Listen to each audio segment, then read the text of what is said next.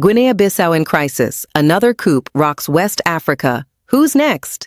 Good evening, Africa and the world. You're watching BAV Africa Now, Weekly Digest, and I'm your host, Amie Kallon. Tonight, we dive deep into another dangerous disruption of democracy in West Africa, a military coup in Guinea-Bissau, and critically examine its implications not just for our region, but for countries teetering on the brink of similar chaos, like Sierra Leone. Let's begin with the facts and then move into analysis, comparison, and a strict warning for Africa's fragile democracies.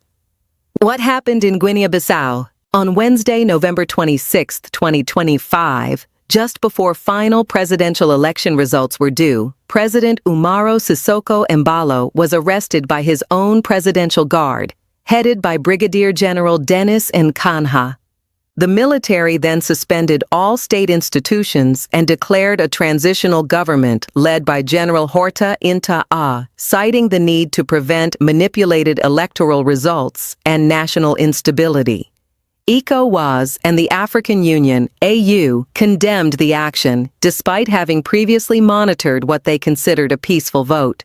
Opposition candidate Fernando Diaz, backed by the banned PAIGC party, had reportedly won, yet both he and key opposition leaders were also detained.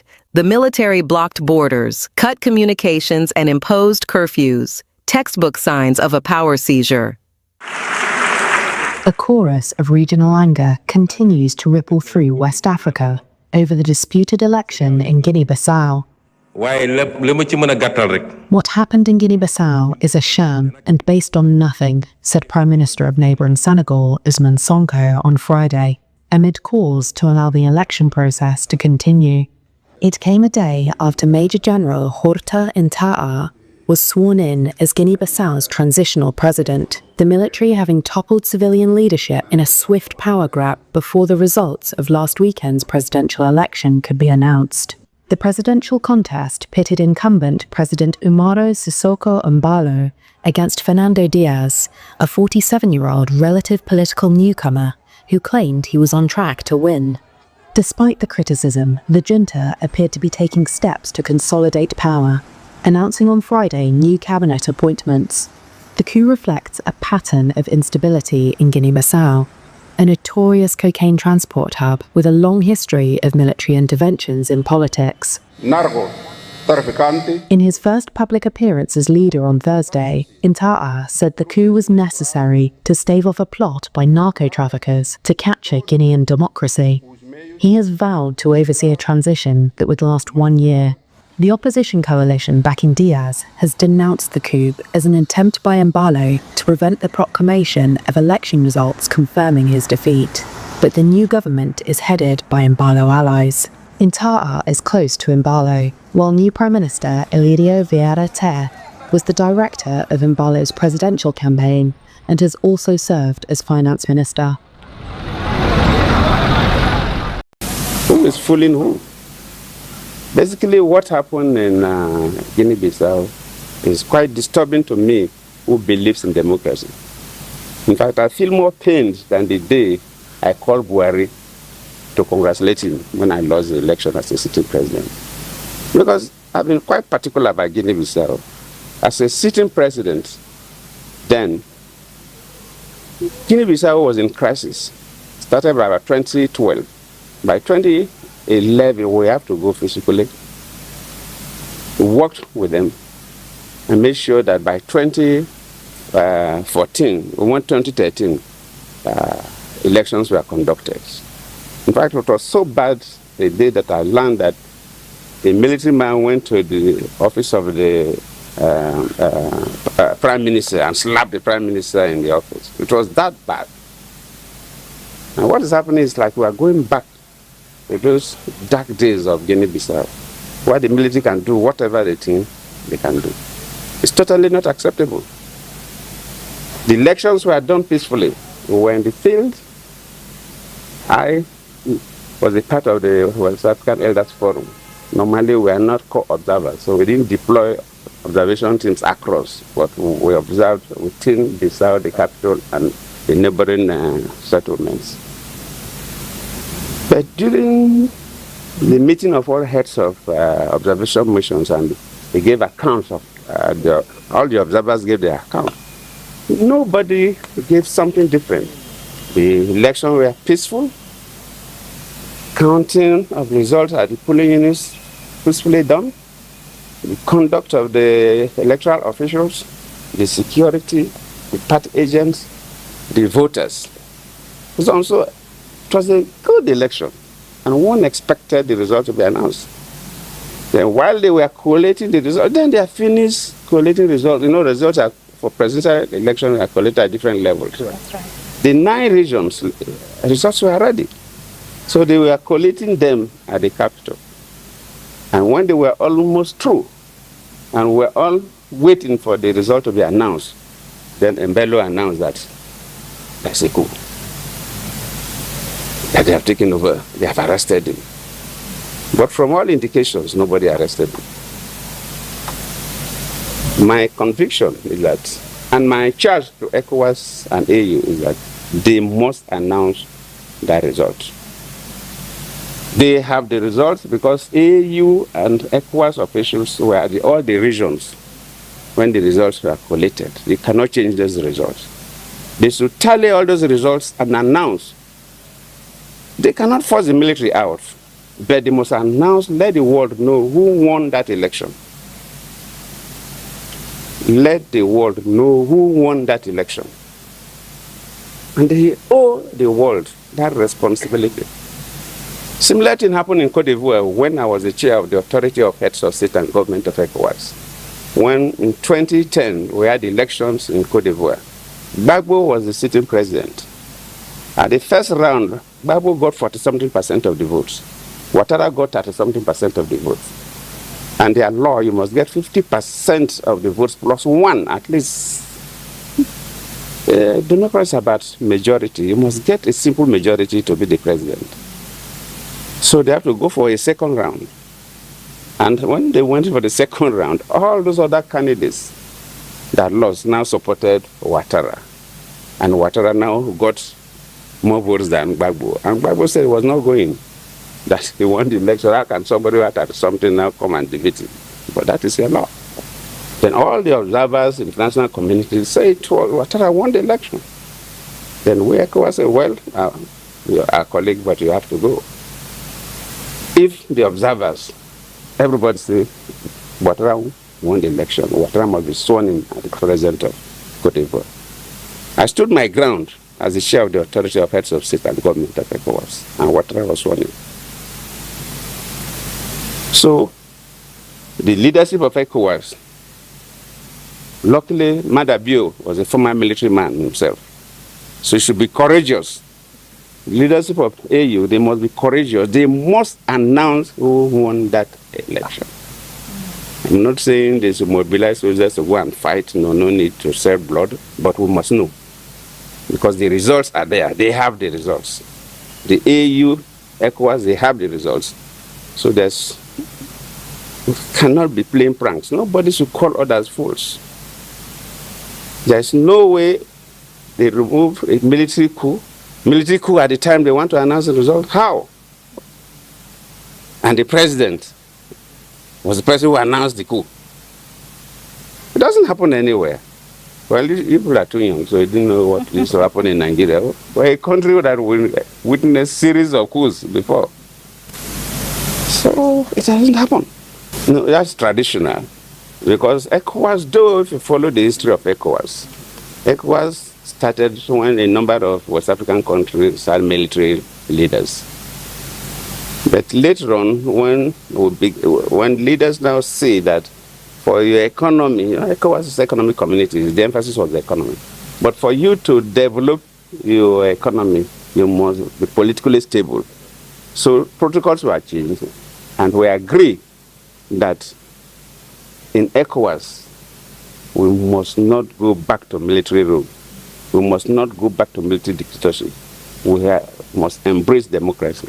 And since the change of protocols, if any country, a military takeover, that country is suspended. It's natural. So we expect that, and they knew it was going to happen. So it's not strange. So, Your Excellency, as we speak now, 4 countries within the West African bloc. 3 have already. Don't worry yourself. Even if 5 countries remain in ECOWAS, so be it. It's costly to do the right thing. But ECOWAS must not bother. If Guinea-Bissau want to join the military camp, they should. They should. Even if 5 countries are committed to remain in ECOWAS and develop ECOWAS, the only thing is that they must modify the protocols or create some other protocols to make sure that ECOWAS do things that will endear them to the citizens, things that young people will benefit, things that business class will benefit, things that students will benefit. Let ECOWAS be attractive to citizens of the community, not just talking about political issues. When ECOWAS continue to do those things, these countries, they will come back to join ECOWAS. The military, it will not be forever. You carry gun today, took over government, with time, the society will be tired of you and will ask you to go. It will not take more than 10 years for all these countries to go back to civil rule, and they will join ECOWAS. So for now, even if only 5 countries out of the 15 are ready to carry on with the ECOWAS, they should. So we should not bother about that and begin to change their position. ECOWAS must stand firm. We cannot accept military. That is the most painful thing. President Bello, just yesterday, was the chair of the Authority of Heads of State and Government of ECOWAS. One will expect him, as the president of Guinea-Bissau, to do his best. Luckily, he's an ex-military man. So he has a military constituency. He was a very senior military man before retiring. So he has his own friends, boys, and so on. He should be the person that can prevent any coup in Guinea-Bissau. I don't expect a coup that will remove him from office. In any case, the election, immediately they announced, for them, immediately the results are announced. They inaugurate the new president the following day, so his tenure was almost over. But I don't expect him to be as the president of Guinea-Bissau, a retired senior military man, and Crisis or cover-up? The question of legitimacy. President Embalo's legitimacy has long been questionable. After his 2019 election, his victory was challenged in court. Since then, his tenure has been riddled with alleged coups, the dissolution of parliament, and accusations of fabricated instability to justify executive decrees. In March 2025, Embalo declared his intent to seek a second term. By November's election, the leading opposition, PAIGC, was banned from the ballot on a technicality, raising fears of deliberate electoral manipulation, fears now echoed in the military's justification for the coup.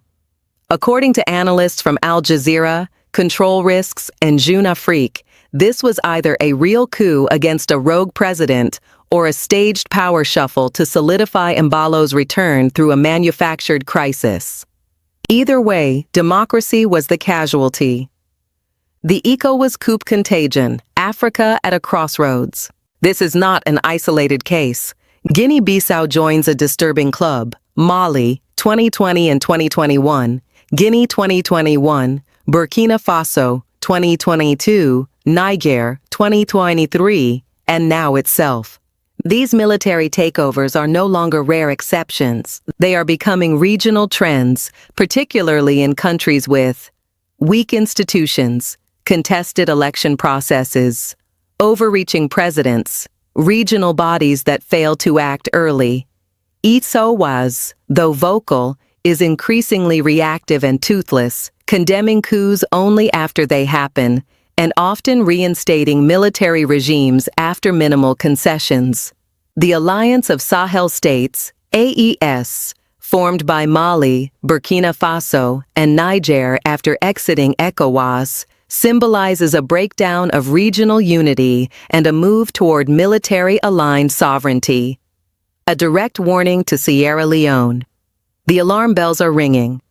Now, let's turn the spotlight on Sierra Leone, where President Julius Maada Bio and his Sierra Leone People's Party, SLPP, are walking a dangerously similar path.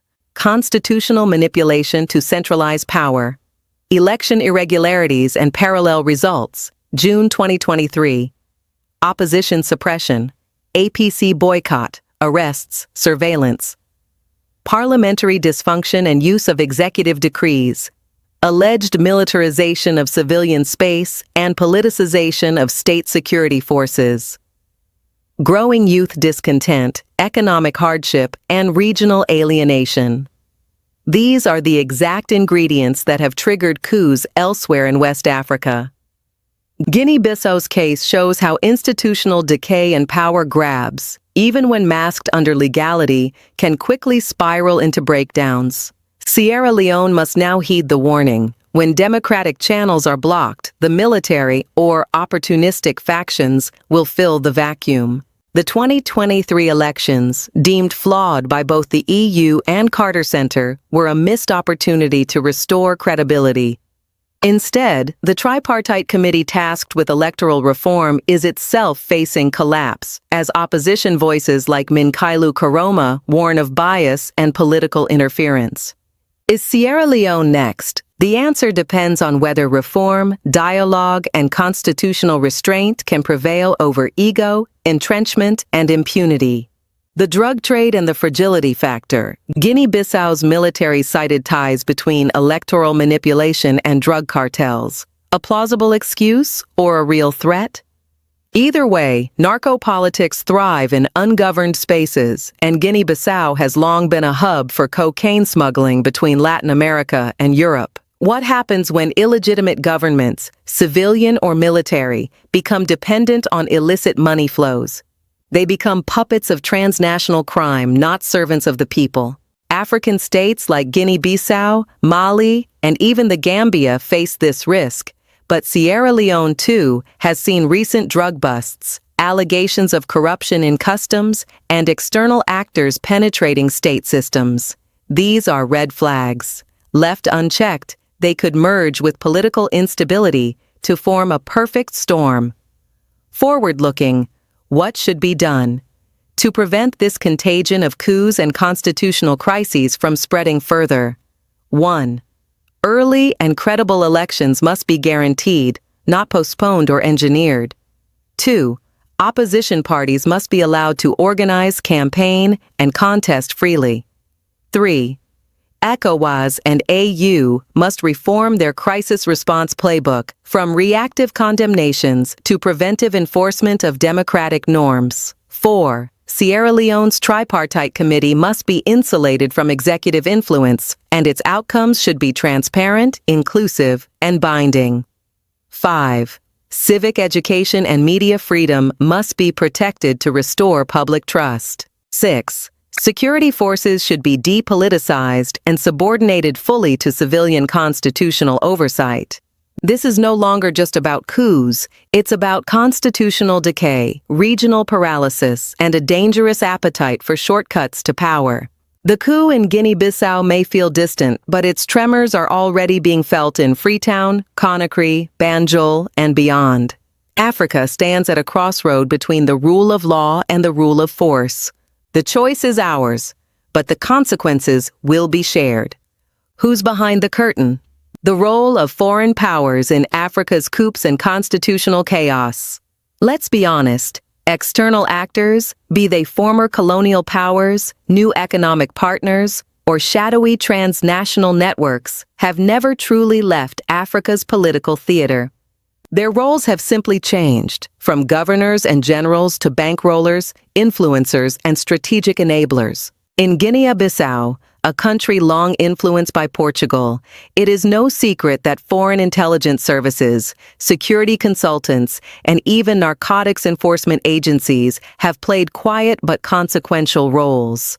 The 2020 Global Initiative report warned that the drug trade's longevity in Guinea-Bissau was being enabled by a mix of military officers, political elites, and external cartels, creating a hybrid structure of corruption and complicity. But here's the key point. Military coups don't succeed in isolation. They require legitimization, financial flow, and diplomatic tolerance. Sometimes, all it takes is for foreign governments to look the other way when a strong man seizes power, especially if he promises to protect foreign investments, security agreements, or geostrategic interests. Political analyst Ali Farian Diaye told Al Jazeera bluntly, "If we have a military coup, they, drug traffickers, will be more likely to create an environment through which they can grow their business by supporting or funding those who are in the army." This is a chilling prospect. Are coup leaders becoming the new proxies for criminal syndicates and geopolitical rivals? Let's look at the broader trend. From the Sahel to the sea, a shifting security landscape. In Mali, Burkina Faso, and Niger, we saw not just military takeovers. We saw dramatic diplomatic realignments. French troops were expelled, Western funding suspended, Russian mercenary group Wagner or its successor, Africa Corps, stepped in. Flags changed, so did loyalties. In Guinea-Bissau, we may be witnessing another such shift, albeit cloaked in the rhetoric of restoring order. The new transitional leader, General Horta Inta A, like many of his counterparts, has deep military roots and long-standing personal ties within international military training circles. Could a strategic pivot be next? And more importantly, what guarantees do citizens have that such realignments serve national interests and not elite survival?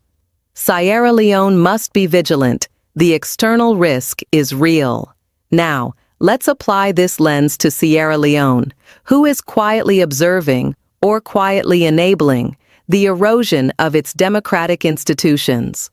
Who benefits from political stagnation, judicial capture, or the debilitation of parliament? Is it multinational corporations eyeing mineral concessions?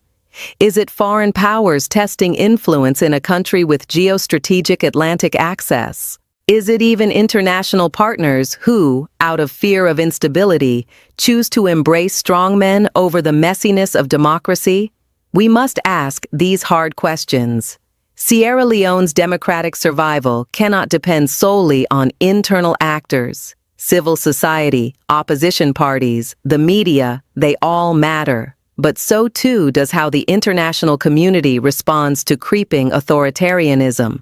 Let's not forget, many foreign governments and donors rushed to congratulate President Julius Maada Bio after the 2023 election, despite damning reports from the EU Election Observation Mission, the Carter Center, and local civil society monitors. Some called for reform, but few followed through. Now, as tensions rise and the tripartite committee nears collapse, will they once again stand aside, watching history repeat itself? Or will they act decisively, with targeted sanctions, transparent diplomacy, and support for institutional resilience? A crisis of governance, not just government. What we are witnessing across West Africa is not just a crisis of who governs, but how governance itself is conceptualized and practiced. Authoritarian leaders, like Guinea-Bissau's Embalo or Sierra Leone's Bio, often invoke legality to justify illegitimacy. They manipulate constitutions, dissolve parliaments, reconfigure electoral commissions, and rule by decree, while insisting that they are defenders of democracy. This tactic, what scholars now call constitutional coups, is just as dangerous as tanks rolling through a capital city. The uniforms may be absent, but the effect is the same. The public is silenced, the opposition is caged, and the people's will is crushed. And when citizens begin to lose faith in democratic processes, when elections become rituals with predetermined outcomes, military interventions gain a dangerous moral license. That is the warning that Guinea-Bissau's coup should sound loud and clear in Sierra Leone, Ghana, Liberia, Nigeria, and beyond. What can citizens do? What must civil society do? It is time to flip the script. Citizens must be empowered to demand accountability, not just during election seasons, but always. Journalists must continue to expose manipulation, corruption, and constitutional deceit, even under threat. Diaspora groups, like those watching from the US, Canada, and the UK, must mobilize, speak up, and refuse to fund silence. Religious and traditional leaders must stand with justice, not power. The youth who have the most to lose must organize not around party lines but around democratic values. As for civil society in Sierra Leone, now is the moment to resist the normalization of executive overreach, to safeguard the integrity of electoral reform, and to reject false peace built on fear and submission. Will Sierra Leone choose the path of Guinea-Bissau, flirting with staged coups, institutional collapse, and international complicity? Or will it stand tall, reverse course, and become a model of genuine reform, constitutional humility, and citizen empowerment? As events unfold in Bissau and ripple through the region, we'll be watching, reporting, and amplifying voices that refuse to be silenced. Let us now shift our attention to an institution that was once the beacon of hope for democratic governance in West Africa, the Economic Community of West African States, better known as ECOWAS. But the question tonight is simple: is ECOWAS still relevant, or has it become a symbol of too little, too late? ECOWAS in decline, the slow death of regional legitimacy.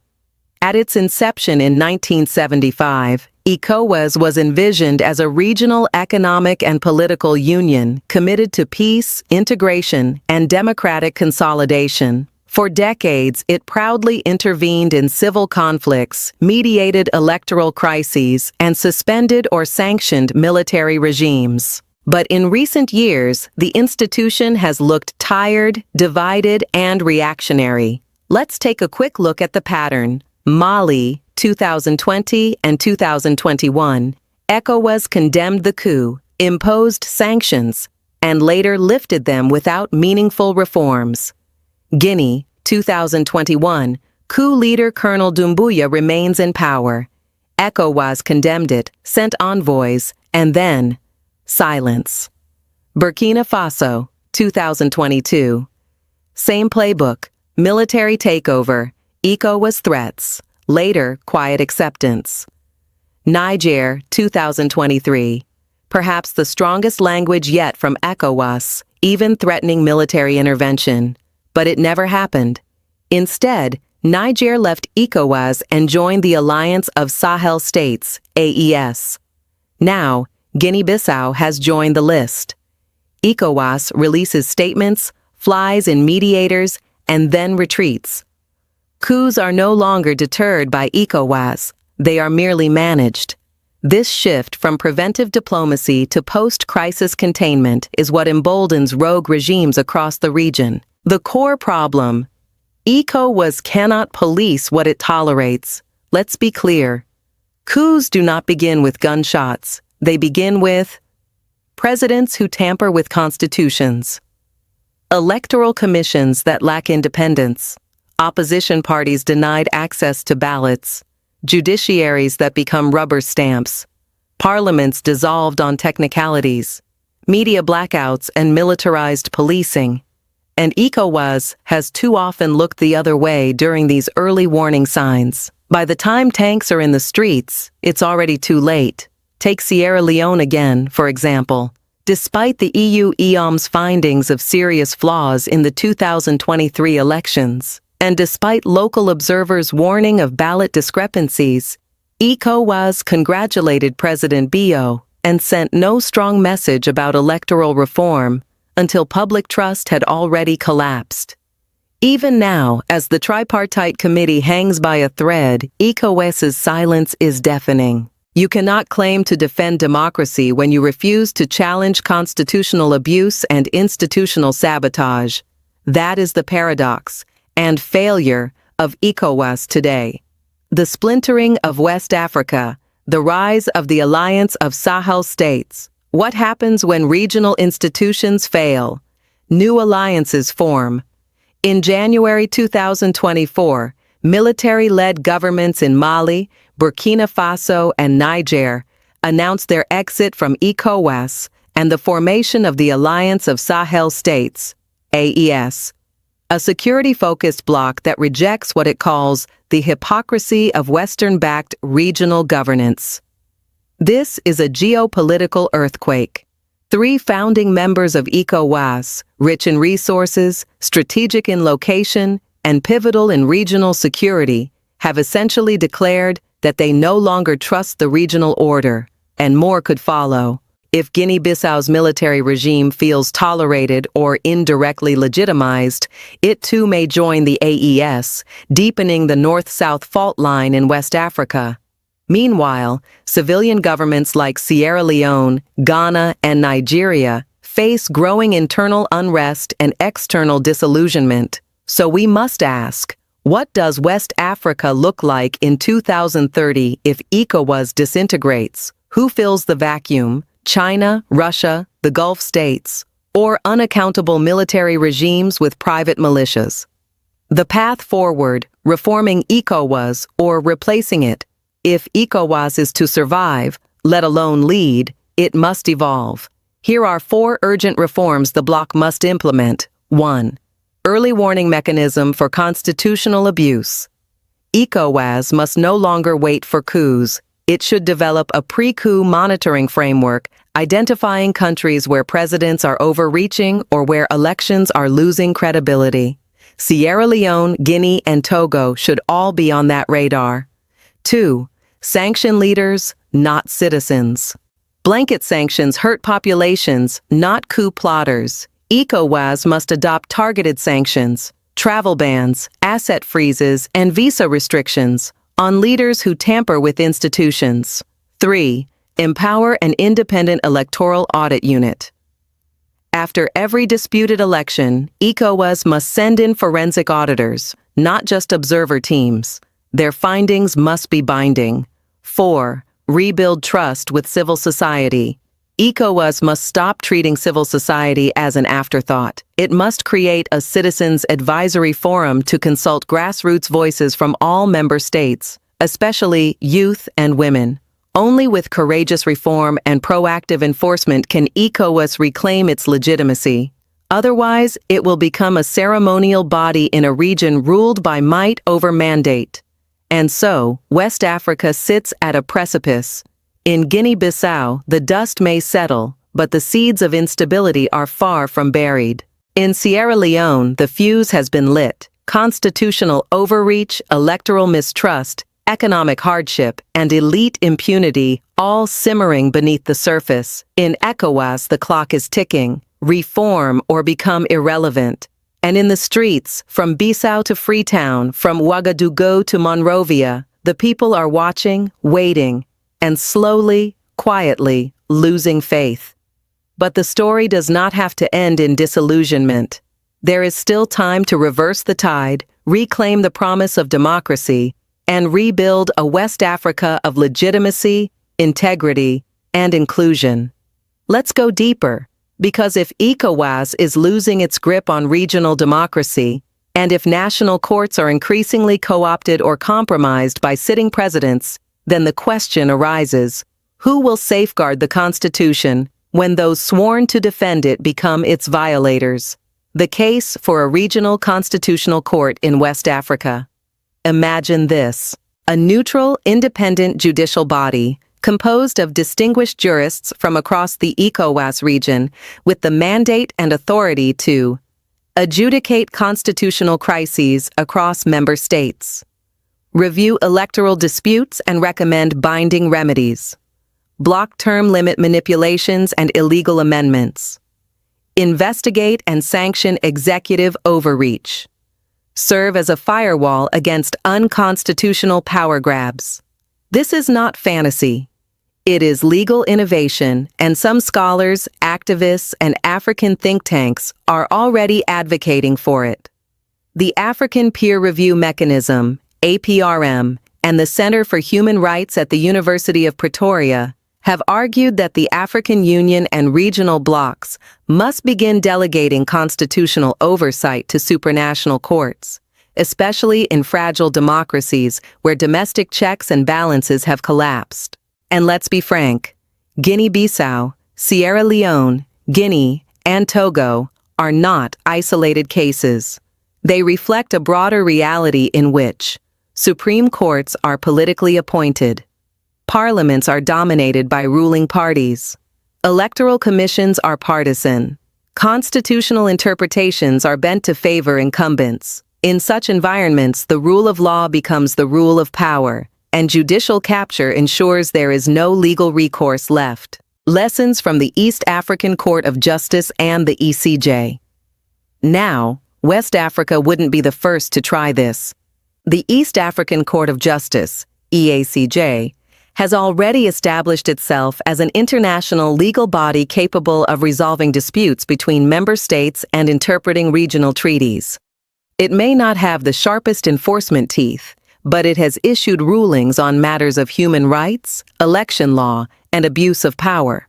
The European Court of Justice, ECJ, the judicial engine behind the European Union, has played a central role in enforcing compliance with constitutional norms among EU members, especially when governments attempt to undermine democratic values or restrict civil liberties. So why not a West African constitutional court? One that is mandated by ECOWAS treaties, immune to national politics, accessible to citizens, opposition parties, and civil society organizations, backed by enforcement mechanisms, including sanctions and ECOWAS troop deployment if necessary.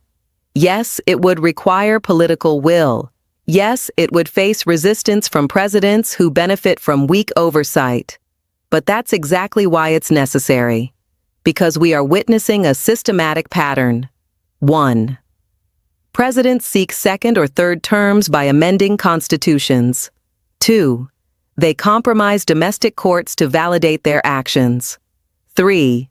ECOWAS stays silent or issues soft statements. 4. Citizens protest, or worse, disengage. 5. Coups or unrest follow. 6. Military regimes rise and rewrite the rules again. This cycle must be broken, and a regional constitutional court could be the institutional firewall we desperately need. How could it work? A vision for structure and authority. Let me paint the blueprint. Composition. 11 judges from ECOWAS member states. Nominated by national judicial councils but vetted by a regional civil society consortium and legal associations. 9-year non-renewable terms. Gender and regional balance. Jurisdiction. Constitutional disputes between governments and institutions. Complaints of unconstitutional amendments or term extensions. Electoral Commission independence violations. Dissolution of parliaments without cause. Arbitrary arrest or intimidation of political opposition. Access. Open not just to states, but to opposition parties, citizens, CSOs, and regional human rights commissions. Enforcement, backed by ECOWAS protocols. Failure to comply results in automatic sanctions, funding suspensions, and potential regional peacekeeping deployments. Transparency. All judgments televised and translated into French, English, and Portuguese. Annual public reports on constitutional health across member states. This is bold, but boldness is now the only antidote to backsliding. And let's be clear, this is not just a legal innovation, it is a democratic necessity. We are at a stage in West Africa where the battle is not between democracy and autocracy, but between institutions and impunity. Between principle and power, between constitutionalism and personalism, and unless we create regional guardrails, the nation-state alone will not save us. Especially when presidents rewrite the rules, courts are compromised, and international actors choose stability over justice. If presidents cannot be trusted to respect the limits of power and national courts are no longer independent, then West Africa must create a higher court to protect the people's will. The time for discussion is over. The time for regional action is now. Let's turn to a question that could determine the fate of democracy across our region. Where do the youth stand in all this? Because make no mistake, if the ruling class is losing legitimacy, and if institutions are collapsing under political pressure, then the future belongs to those who will inherit the consequences, or the solutions. The youth are watching and organizing. Across Guinea-Bissau, young people are gathering not just in protest, but in solidarity movements, online spaces, and community forums. Across Sierra Leone, young activists are using digital tools, hashtags, and radio broadcasts to demand electoral accountability, transparency in governance, and the protection of civil liberties. And across West Africa, from Senegal to Nigeria, youth-led movements are rejecting the old order of recycled politicians, ethnic patronage, and staged electoral games. We saw this in Senegal's Yanamar movement, Nigeria's hashtag #EndSARS uprising, Ghana's hashtag Fix the Country protests, and recently, Sierra Leone's digital resistance campaigns during the contested 2023 election. Young people are not disengaged. They are disillusioned with fake democracy, but they are not apathetic. They are hungry for authentic leadership, constitutional protection, job creation, and regional solidarity that goes beyond empty slogans. A Pan-African generation rising. This generation of Africans, born in the era of multi-party democracy, raised on mobile phones and global awareness, is different. They are less afraid of authority, more connected than ever before, disinterested in party loyalty for its own sake, and deeply aware that what happens in Bamako or Bissau could happen in Bo or Banjul. They no longer believe in national silos. They understand that the struggle for justice in one country is tied to the fate of democracy across the continent. They are asking, if ECOWAS won't protect our votes, who will? If our courts serve the president, who protects the people? If elections no longer reflect our will, what options do we have? And these are not just rhetorical questions. They are calls to action. Final message to African citizens and leaders. So let me now close this special edition of Africa Now, Weekly Digest, with a message, not just as a journalist, but as a fellow citizen of this continent, born of its soil, shaped by its history, and committed to its future. To the citizens of Africa, do not let fear silence your voice. Do not let corruption make you cynical. Do not trade your right to choose for short-term survival. Organize in your communities. Educate yourselves on your rights. Demand transparent reforms, not political handouts. And most importantly, vote not just with your ballots, but with your behavior, in schools, in marketplaces, on social media, and in how you treat your neighbors. This is your continent. The Constitution belongs to you, not the president.